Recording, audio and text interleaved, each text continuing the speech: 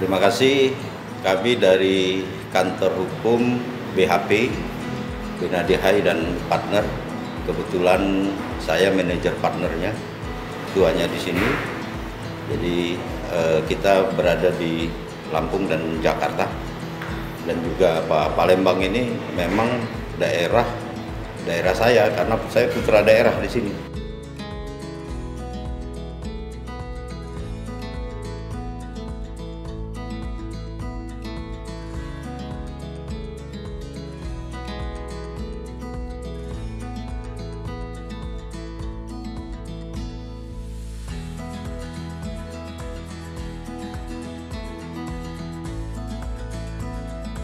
Ya, jadi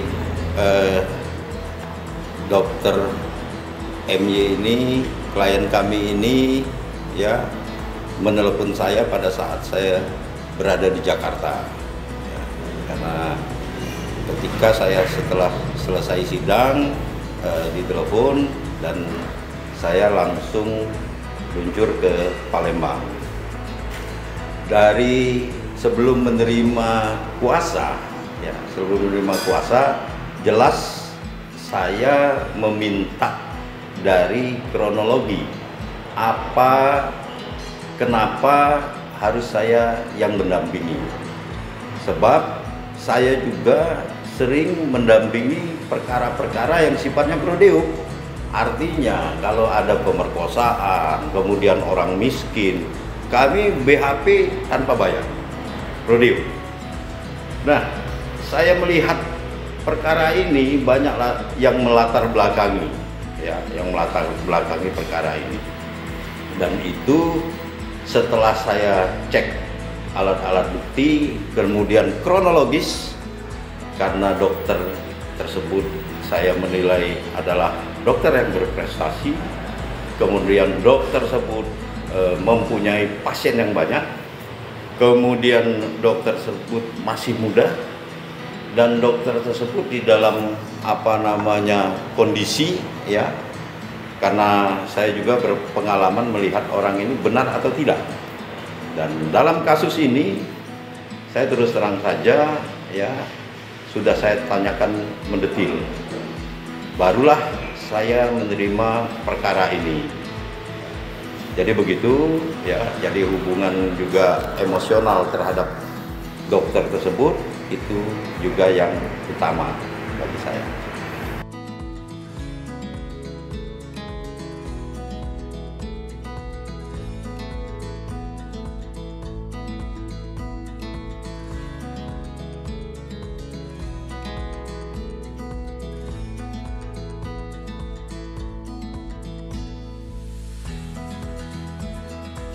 Dia bilang, saya ini saya ini adalah sering dan senang membantu orang, terutama orang yang tidak mampu. Nah, pada waktu itu yang saya agak ngenas, terjadi komunikasi antara pasien dengan dokter. Komunikasi tersebut menyatakan bahwa ini saya tidak runtun ya, langsung pada saat disuntikan vitamin. Pertanyaannya, dok, kenapa cuma separuh disuntikan? Itu apa? Itu adalah vitamin. Vitamin untuk ketahanan tubuh ya. Kemudian vitamin tersebut ya bisa membuat yang lebih sehat. Ada yang sangat menarik di situ, mengatakan begini. Pasien itu mengatakan bahwa, dok, istri saya ini selama hamil tidak pernah diberikan vitamin. Kemudian karena perasaan dokter tersebut namanya kemanusiaan, maka dia bilang, ya udah vitamin ini saja. Ini sama saja vitamin ini ya. Tapi karena ini cairan ya langsung disuntikkan gitu. Dan dokter itu berpikir kalau seandainya dia disuruh apa namanya langsung ke rumah sakit, maka dia akan bayar, ya kan? Sementara dia tahu bahwa pasien ini pasien yang tidak mampu, karena berdasarkan itu dengan kemanusiaan dokter ini menyatakan ya udah pakai vitamin ini saja. Itu yang terbersit dari apa namanya, kenapa saya harus menerima ini. Dan kami tim kuasa hukum ini tidak mau sembarang, serampangan. Kalau tidak ada bukti, saya belum mau menerima. Pertanyaan saya, bukti-buktinya lengkap atau tidak? Apa saja dia bilang. Saya uraikan satu persatu bukti-bukti tersebut. Karena ini menyangkut di dalam undang-undang khusus yang harus juga kita khususkan di dalam perkara ini.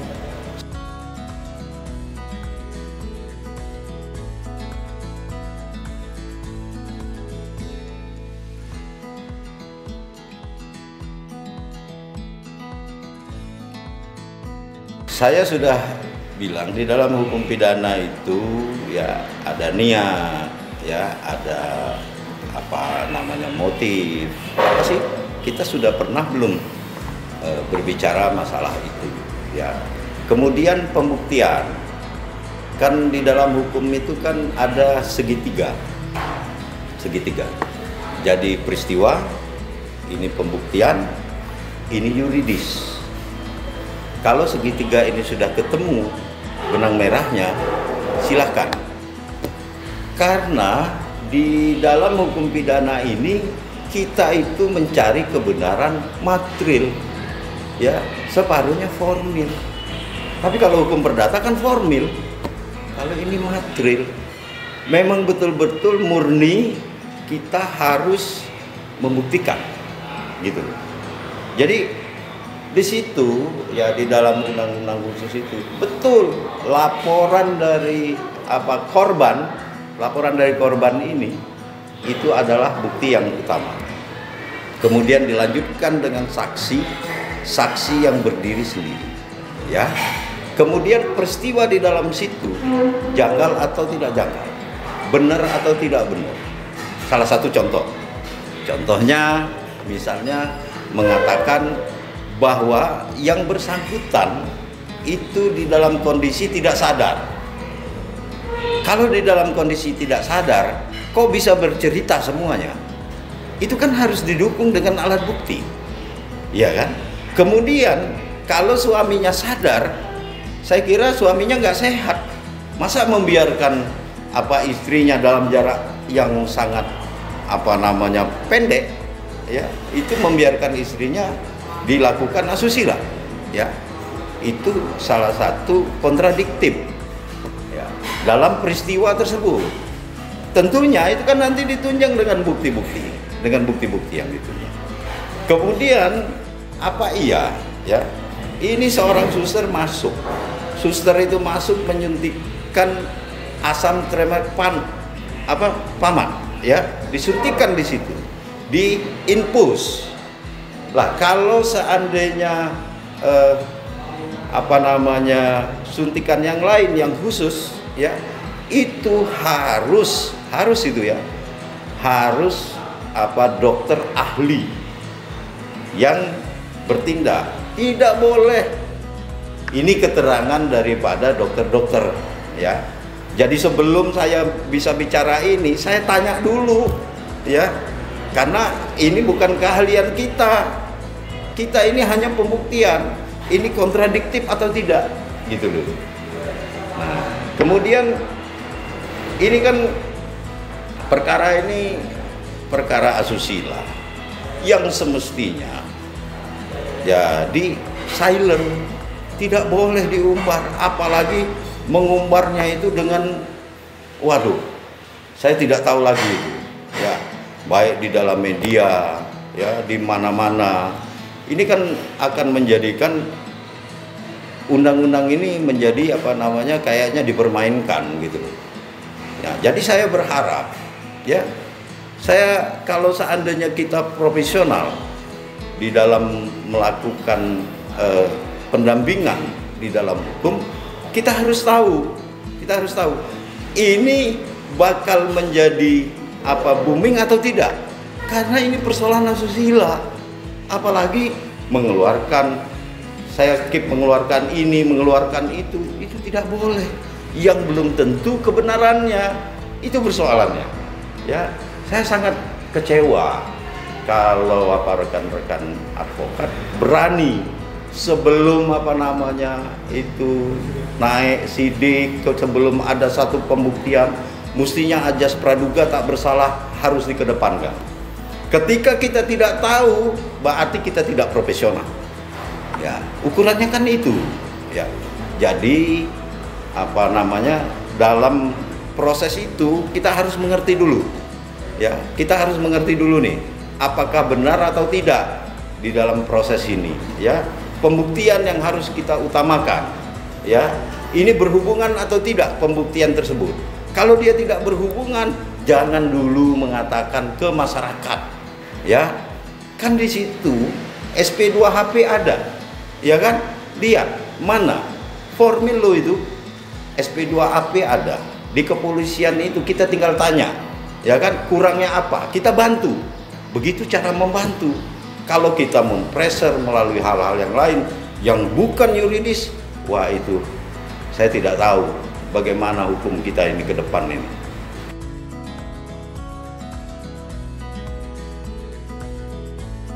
Ya, yang utama saya tidak bisa berandai-andai ya. Karena begini, karena ini sudah kayak bola liar ya. Tapi ya kita juga punya bukti bahwasannya ini di follow up, ini yang pertama siapa yang mau follow up? Ya, kita juga punya ahli IT yang bisa melihat itu. Ya. Nah, kalau itu belum ada suatu ketetapan, belum ada satu kepastian, kemudian di follow up yang menjadi bola liar di sini, waduh itu kurang baik itu.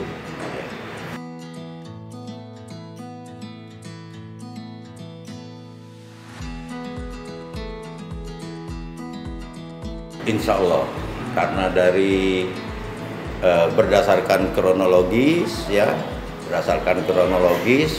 karena di situ juga bukti elektronik di dalam undang-undang ini ya, itu bisa kita menjadikan sebagai bahan, sebagai alat bukti ya. Misalnya CCTV, misalnya ada suatu wawancara ya, itu kan bukti-bukti elektronik, kan kita bisa lihat ya, jamnya, pertanggalnya, kita bisa runtun itu. Jadi kita juga tidak mau serampangan di dalam hal-hal mengungkapkan itu. Biarlah polisi yang membuka peristiwa itu, kebenaran. Dan satu hal, ketika kita bicara masalah undang-undang, ketika kita bicara masalah aturan, dan ketika kita bicara masalah pembuktian, kita tidak boleh bawa perasaan. Itu yang paling penting, karena ini mau kita luruskan persoalan ini ya. Kebenaran material itu harus kita ungkap ya, seperti yang dikatakan oleh tim pengacaranya, jangan ada yang menghilangkan alat bukti. Justru kami minta lengkapi alat bukti itu. Misalnya di situ ada 4 sepet ya, suntikan, 4 sepet suntikan. Kami katakan 7, bukan 4. Mana yang 3 ini, mana? Kemana? Karena saya menilai tidak original. Masa sepet ukuran yang besar bisa disuntikkan di sini? Kan itu kan tidak benar itu, ya kan? Nah, suntikan yang besar bisa disuntikkan di sini, mari kita buktikan benar atau tidak benar ini. Kemudian selanjutnya dalam hal alat bukti yang lain, itu harus ada keterangan-keterangan yang mendukung ya. Saya tidak mau beropini. Tapi ya kalau seandainya alat bukti misalnya ada visum et repertum namanya, ya itu harus didukung dengan keterangan yang lain. Misalnya apa? Ada apa namanya orang yang dipukul, orang itu tidak melihat. Bisa nggak kita, ya benar nggak itu bahwa terjadi satu hantaman benda yang keras? Bisa nggak itu? Ketika itu tidak ada keterangan lain, bisa saja orang yang menjadi korban tersebut, bisa aja dia mukul sendiri. Ya kan begitu toh? Ya saya tidak mengatakan bahwa ini. Apakah payudara itu lecet? Misalnya, ya karena ini selalu diungkapkan loh. Ya saya sangat sayangkan. Kok iya? Ya kita materialnya harus betul-betul rigid loh, ya karena sayang dokter ini juga kan pelayan masyarakat yang pada akhirnya dokter-dokter yang lain akan ketakutan dalam hal-hal yang begini, ya. Jadi saya minta betul, ya silakan aja kita buktikan secara yuridis. Jadi masyarakat itu tahu, tidak hanya menjas, ya. Karena kalau menjas ya kayaknya agak terlalu memojokkan orang yang lain yang belum tentu salah, dan kita akan dosa kita. Iya, kalau sudah menjas yang tidak benar, kalau kita kaitkan dengan agama, dosa kita. Ya, mari kita sama-sama kita buka masalah ini dengan benar. Yang semestinya antara pihak pelapor dan pihak terlapor, ya ada komunikasi juga, nggak apa-apa, nggak masalah. Orang kita berdebat masalah hukum juga nggak ada masalah kok, ya.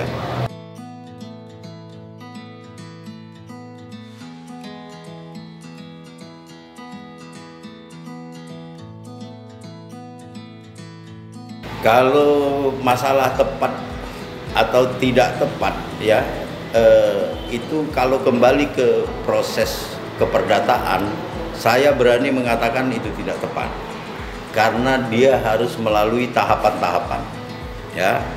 Karena ini dokter, kok tiba-tiba ada terjadi peristiwa katanya peristiwa jam 12:30, jam 7 itu sudah keluar surat PHK. Justru kita pertanyakan ini, dan ini merupakan perbuatan melawan hukum. Saya pastikan perbuatan melawan hukum ini. Saya ada buktinya semua, ya. Jadi justru itu latar belakang ini. Apakah saya ada benang merahnya atau tidak? Mari kita buktikan, ya, benang merahnya atau tidak. Karena di situ juga pada waktu itu ada LSM, ada polisi, ya, yang menyita ruangan tindakan itu yang 306, yang selalu dikatakan ruangan VIP. Luruskan dulu itu, ya, itu ruangan tindakan. Karena sebelum pasien itu, suaminya si pelapor ini datang, ya, itu sudah ada pasien terlebih dahulu yang sama tempatnya, dan itu ruangan tindakan, ya, steril itu, ya. Kemudian masalah suntikan yang saya katakan tadi, ya, cuman ada yang disita, ada 4 suntikan, mana yang lain? Kita buktikan, mari kita buktikan. Ini ada 7 suntikan yang harus. Jangan-jangan ini udah menjadi sesuatu yang nggak benar ini, ya. Karena itu ada 7 suntikan yang yang steril yang disuntikkan di situ. Dan biasanya itu ada box pembuangan. Kok yang itu saja yang disita, original nggak itu? Ya, justru kita pertanyakan itu.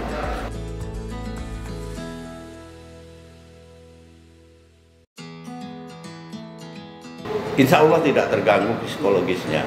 Bahkan dia mengatakan kalau seandainya saya memang melakukan itu, berarti saya psikopat. Dia mengatakan begitu.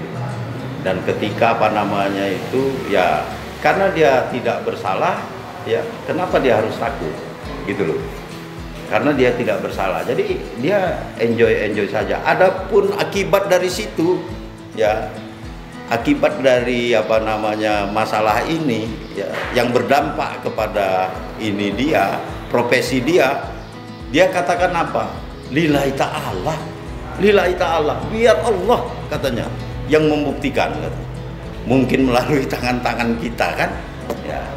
Jadi itu, jadi apa namanya, banyak latar belakang yang lain yang sebetulnya yang sudah ada pada kami, ya. Jadi ya tolong kita apa namanya, jangan sampai semua baik itu institusi ataupun apa namanya profesi, jangan sampai terserang harkat dan martabatnya. Kita jaga itu, ya. Saya tidak apa namanya, sebetulnya dalam hal-hal yang begini ya, kawan-kawan mau apa namanya membuka kebenarannya, ya saya setuju aja. Tidak ada hal-hal yang lain, tidak ada hal-hal yang tendensius di sana, ya. Semoga dengan masalah-masalah ini kita bisa membuka tabir itu, ya. Saya sepakat, sangat sepakat, karena ini adalah klien saya tahu apa namanya ini pribadinya, ya, dan saya tahu juga karena ini ada unsur-unsur yang lain yang kewajiban kami, ya, kewajiban kami, pekerjaan kami yang untuk mencari bukti-bukti tersebut. Jadi tidak hanya apa namanya cerita-cerita bohong, ya. Setiap apa yang kita keluarkan kita ada bukti.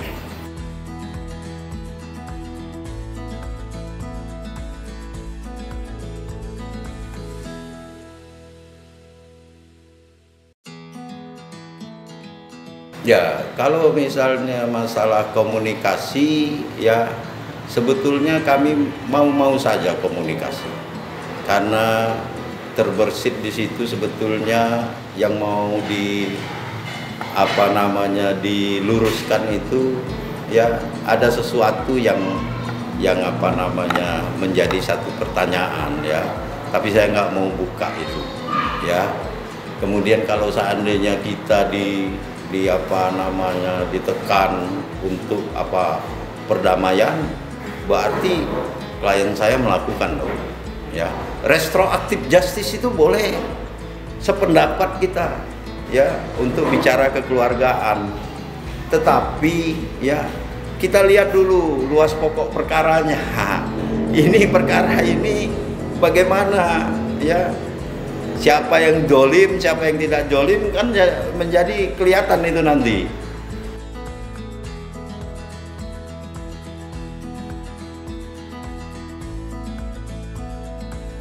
Insya Allah tidak, karena kan namanya kebaikan itu kan, apalagi itu adalah ranah apa namanya ini, ranah dari kepolisian yang ada aturannya, kita harus hargai itu, kita harus hormati itu, ya, kita apresiasi itu, ya. Tidak ada yang tidak mungkin di dunia ini. Apa perkara yang nggak bisa kita selesaikan? Perkara apa kalau tidak dengan musyawarah dan mufakat, gitu.